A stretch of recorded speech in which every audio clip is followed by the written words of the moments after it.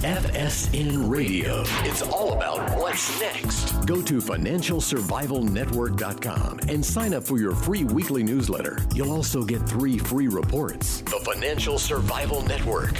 It's all about what's next. Welcome. You are listening to the Financial Survival Network. I'm Kerry Lutz, and today is 4/14/20. Well, the political situation, interesting to say the least. Is the pandemic hurting or helping Trump? What is it doing for the Republicans? Has it become just an excuse to bail out everyone in the country, regardless whether they deserve it or not, whether you should be bailed out, and whether you want to be bailed out? Well, what's your opinion on that? I'd like to hear. Just email me, kl@kerrylutz.com. Let us know what you think, kl@kerrylutz.com. Well, our good friend Matt Nye of the Republican Liberty Caucus is with us now. Matt, not much liberty going on in D.C. these days or around the country, is there? No, there is not. That is something that is in very short supply.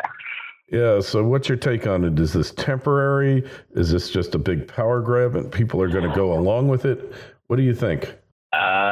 As this goes on, I am becoming more and more leaning towards the conspiracy theory side, which is we're never going to go back to quote unquote normal. I think, if you look at the way these, at least, certainly the local politicians, where they've just become miniature dictators in some cases, and the ideas being floated in terms of, mandatory vaccinations and chipping or tattoos, like Gates is proposing, you're going to have some sort of, documentation that you've been vaccinated. I think this has very ominous portents for all of us going forward. I would like to think that we would go back to normal, but I just think that so much damage has been done in terms of the setting these precedents where, because of the coronavirus, they can essentially lock you in your house, shut down your business, shut down the entire economy. I think these are all very dangerous precedents. And, we were talking off air that while the virus is deadly in some segments of the population, when you compare it to the death figures from other illnesses, it's not been what they've, the threat is, it's not the same order of magnitude as some of the other things. And I think if something down the line comes out that really is as bad as what they were expecting this to be, I think we've got some serious problems, because they're going to have put in place all of these protocol. People have basically been conditioned now to accept this whole shutdown mentality. You think so? And people are not happy here, are they? I know I'm certainly not happy. Some of my family members are not happy. So far, you can look at it two different ways. One, you have to give Americans a tremendous amount of credit in the sense that they are, following the rules. They're still apparently trusting the advisors, right? The health advisors and the government officials, and they're honoring, the request that you don't go out unless it's for essential needs and that sort of thing. But then at the same time, one, I have to wonder how long that will last, right? If this really does start to drag out for another month or two, I'm not sure how much patience Americans have. And then the other thing, of course, is as more and more data comes out, the projection, these models, it looks like were seriously flawed, that certainly the mortality rate is not going to be what they projected. And so I don't know, are Americans going to have any? I think we were already pretty distrustful of yes. At least I certainly was, of government previously. And now, how does this all shake out in terms of just general, trust in government and elected officials afterward? Mm-hmm. Yeah, that's a great question, and for which we don't really know the answer yet, do we? But Hey, on the other hand, maybe this is just temporary and life will go back to normal. I certainly hope so. I mean, of course, the problem, and then when we say normal, I guess we have to define the context, right? There's normal in terms of your day-to-day activities, being able to go back to work, if you worked in an office or a factory, being able to do that.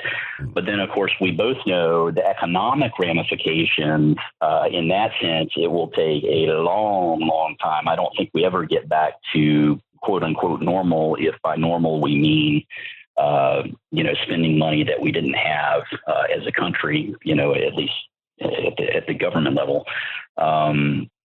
That all of the money that the Federal Reserve has pumped into the system, at some point, those chickens come home to roost in the form of presumably inflation. But it's, in that sense, you're seeing, I've started seeing articles on different parts of the supply chain breaking down, even when it comes to food. I'm sure you saw down there in South Florida, you have farmers plowing over, squash and tomatoes because there's no market for it with the schools shut down. They can't get it through the distribution network. I've heard now, and Glenn Beck, I think, was talking about, they're having issues on the meat, the pork side of the equation because the government has shut down certain facilities that process a lot of the pork in the country. So, you could in the next few weeks, we could see, legitimate shortages in the supermarkets for certain types of items, meat, vegetables, who knows?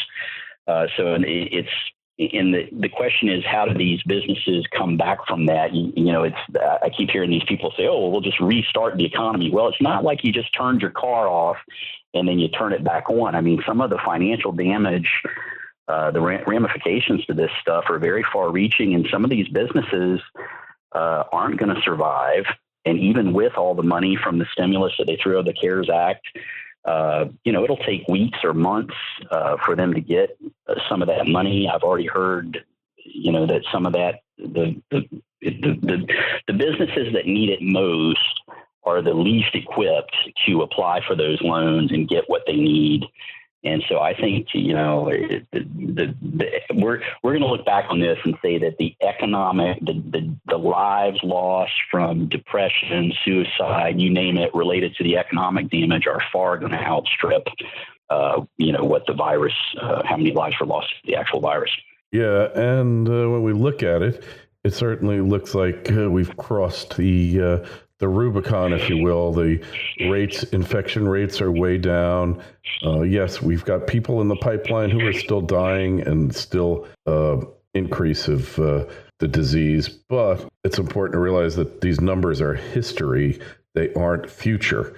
So yes, somebody who's diagnosed now could conceivably pass away in the not too distant future, right? But really, what are we looking at? Yeah, and I mean, part of the issue with the reporting too is they're reporting the aggregate numbers, but they don't tell so obviously the total number of cases is only going to continue to grow, but what they don't tell you is how many have recovered.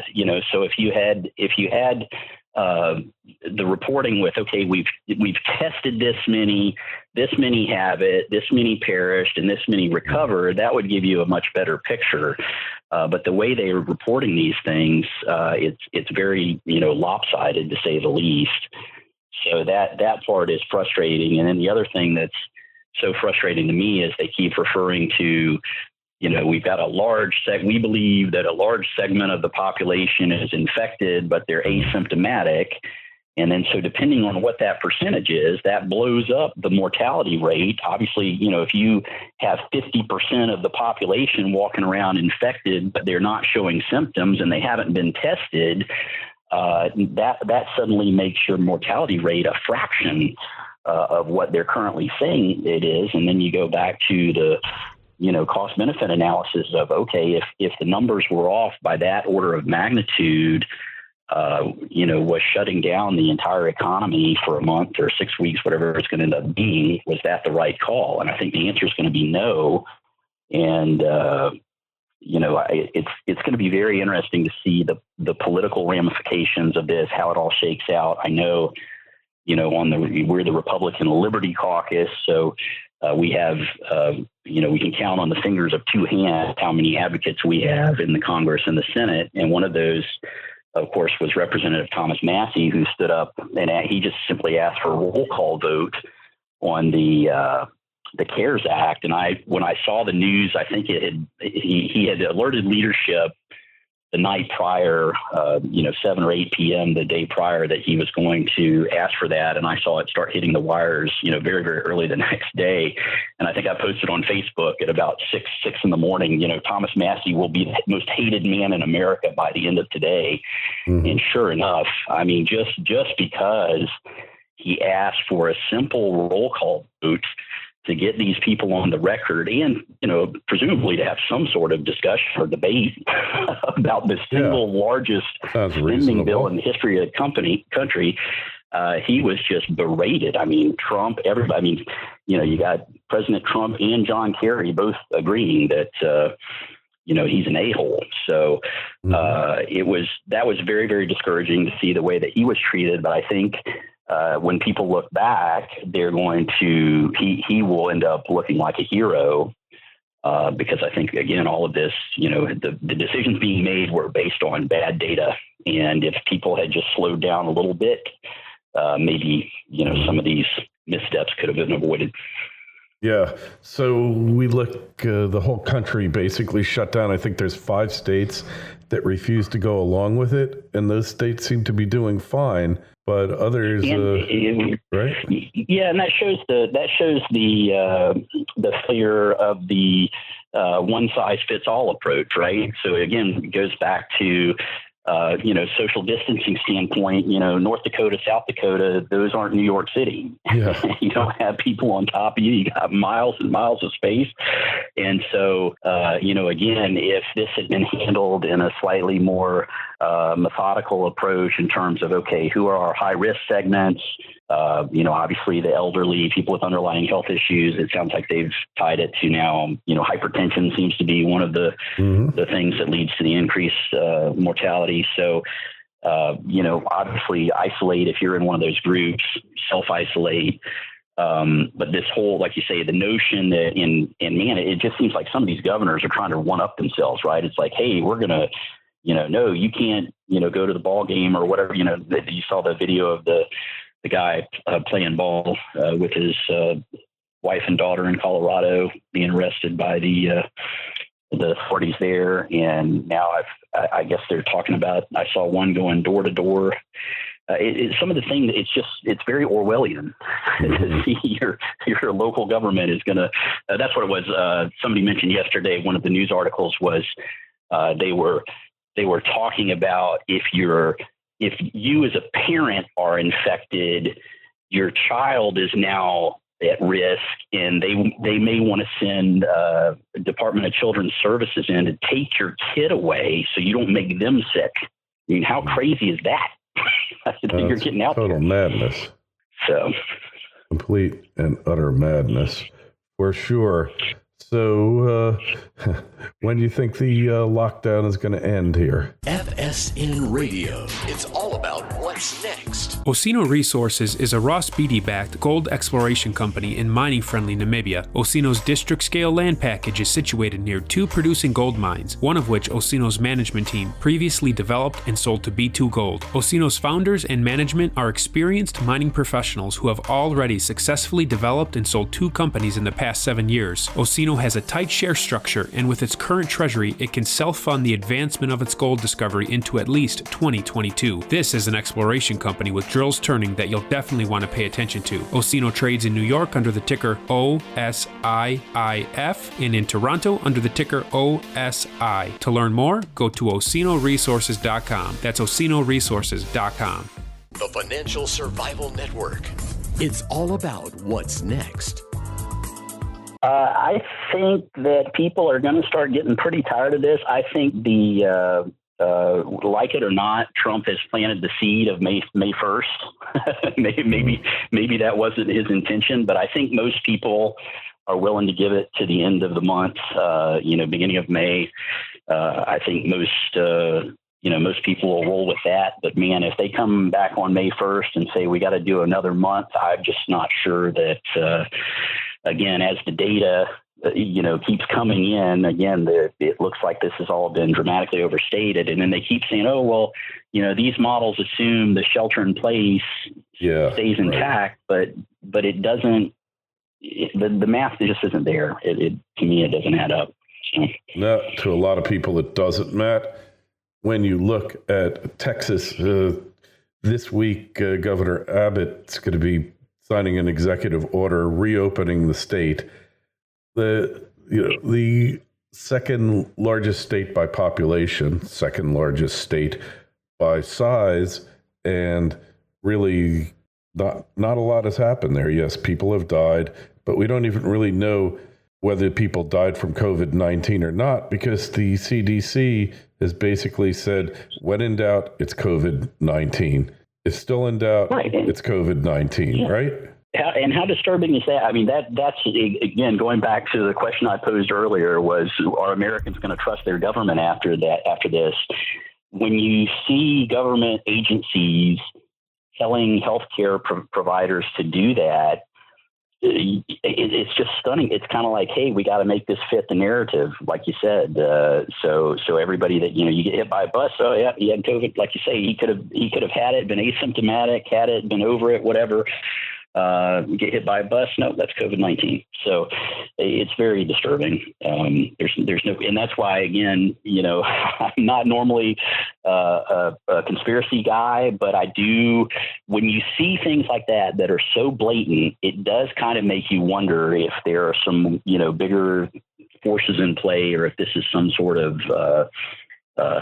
test run or something along those lines. And that's kind of part of what I think is that some of this is being done by accident. These local authorities and some of the governors and the county commissions and the city councils and things, they're, the little dictators among us are being exposed, and that's happening in and of it, on its own. But then at the same time, I have to think there are some people sitting back and taking notes, in terms of our, foreign enemies and other folks that don't have our best interests at heart, where they're kind of like, well, hey, check this out. Americans are basically willing to self-quarantine for a month or longer with no protests. It's kind of a, It's the whole world, though. I'm sure somebody somewhere is taking notes, But it is the whole world. There aren't many countries that have it other than Sweden. Sweden's the only one that didn't do it. So it's an act of mass global insanity here. And I'm not downplaying the severity of the virus to its to the most vulnerable members of the population who should have been sheltered in place long before it happened. Right. And then what about China's culpability for this, for not coming out initially and admitting what was happening? Right. So two different points there. One, as you said, the key is context, right? Again, when you put this in context with, obviously you're sympathetic towards the people that who got it and who have passed away, or now have, I've heard some of them have permanent diminished lung capacity. So clearly your heart goes out to those people. But at the same time, if you just take the raw data and put it in the context of all of the other causes of death, that should count for something when you're making decisions that are going to fundamentally alter the entire economy of the country. So that's, a valid point there. Context is crucial. And then two, absolutely, the more the story comes out on China, the worse it looks for them in terms of, maybe this thing really was developed in a lab. Clearly, again, to me, though, this is no surprise, right? This is a communist regime. They lied about what was happening. I'm stunned. They're killers. I think if they really did see a leveling off of cases, I would not be surprised at all if it's because they just went and rounded those people up, shot them, and threw them in a ditch. So I hate to sound crass, but you're talking about a government that at Tiananmen Square, I don't know if you saw, it's been 6 months or a year ago, they released some records where they estimate they killed 18,000 people in Tiananmen Square. were the estimates from it's just, so to me, how could you possibly trust anything the Chinese say? Yeah, you have a point there. I don't disagree with you by any stretch, and I think the chickens are going to come home to roost on this one for them. And not to mention, they're going to have a major depression because they've shattered everybody's faith in their supply chain. For instance, then they went into Australia buying up medical supplies in need, taking them from Australia for themselves. Yeah. I mean, this is just so corrupt and so over the top. Well, and to me, I think, I'm very much, I'm a huge Ayn Rand fan, and one of my favorite quotes of hers was, in any contest any compromise between food and poison, only death can profit.